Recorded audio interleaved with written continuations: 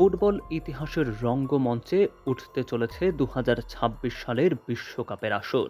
৪৮ দলের অংশগ্রহণের এই বিশ্বকাপে মেসি রোনালদোর ম্যাজিক দেখার পাশাপাশি ফুটবলবাসী অপেক্ষা ছিলেন ব্রাজিলের ফুটবল রাজপুত্র নেইমার জুনিয়রের ম্যাজিক্যাল পারফরম্যান্স দেখার জন্যে। তবে ইনজুরি এবং দুর্ভাগ্যের কবল থেকে যেন নিস্তার নেই এই ফুটবল রাজপুত্রের। ব্রাজিল ফুটবল দলের কোচ আনচেলোত্তি তো সরাসরি জানিয়ে দিয়েছিলেন তার দলে জায়গা পেতে হলে নেইমারকে 100% ফিট এবং প্রমাণ করেই দলে ফিরতে হবে। এমনকি ইতোমধ্যেই নাকি বিশ্বকাপের স্কোয়াডের ২৬ খেলোয়াড়ের তালিকায় ২৪ জন খেলোয়াড়ের নাম ইতোমধ্যেই চূড়ান্ত করেছেন ব্রাজিল ফুটবল দলের এই mastermind coach Don Carlo Ancelotti. তাছাড়া নেইমারও যেন জাতীয় দলে ফেরার অপেক্ষায় মরিয়া।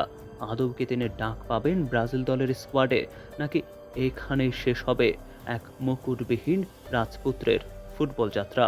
কি ভাবছেন আপনি দর্শক? জানিয়ে দিন আপনার মতামত।